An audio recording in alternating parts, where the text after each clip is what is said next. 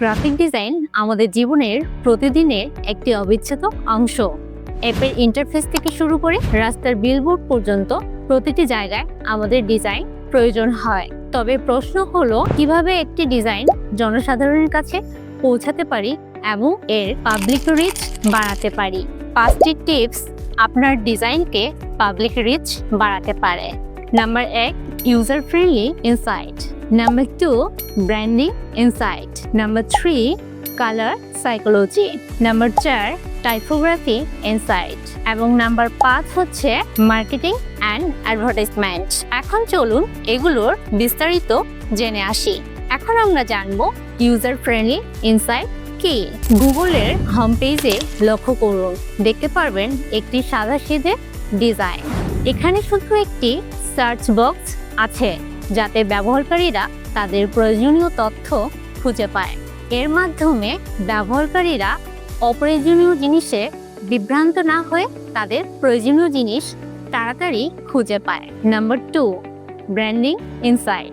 সরল এবং minimalistic logo সহজেই কিন্তু মনে রাখা যায়। যেমন ধরুন নাইকি বা গুগলের লোগো।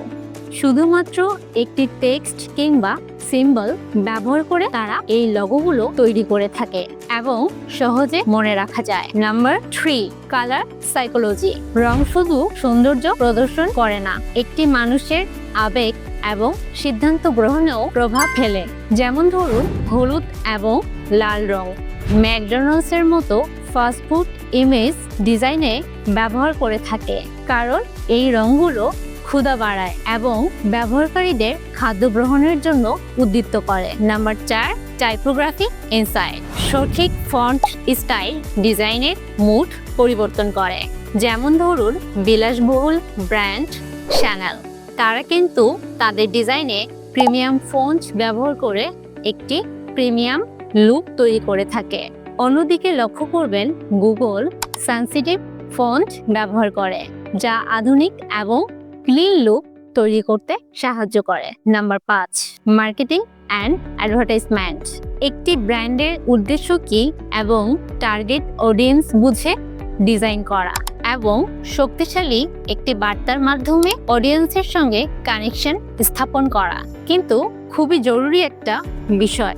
যেমন ধরুন আমরা যখন রাস্তাঘাটে চলাফেরা করি তখন একটি বিলবোর্ডে লেখা থাকে, কোনোদিন না ফেরার চেয়ে দেরিতে ফেরা অনেক ভালো, অর্থাৎ বেটার লেট দেন নেভার।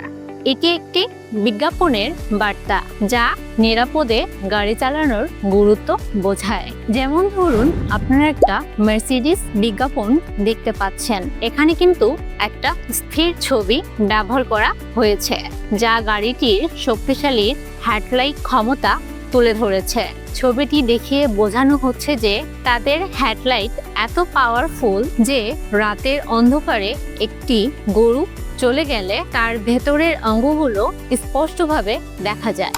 এটি শুধুমাত্র একটি স্থির চিত্র দিয়ে একটি পুরো গল্প এবং বার্তা অডিয়েন্সের কাছে পৌঁছানো হয়েছে।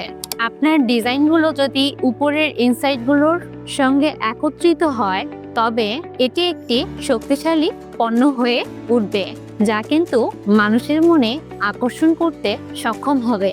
আইটি ভ্যানিলাতে যদি আপনারা কালার সাইকোলজি শিখতে চান বা এরকম ডিজাইন শিখতে চান যেটা কিনা কাস্টমারকে আকর্ষণ করে, তাহলে আপনারা আইটি ভ্যানিলার গ্রাফিক ডিজাইন কোর্সে জয়েন করতে পারেন এবং নিজেকে মার্কেট প্লেস উপযোগী একজন ডিজাইনার তৈরি করতে পারেন। ধন্যবাদ সবাইকে। আসসালামু আলাইকুম।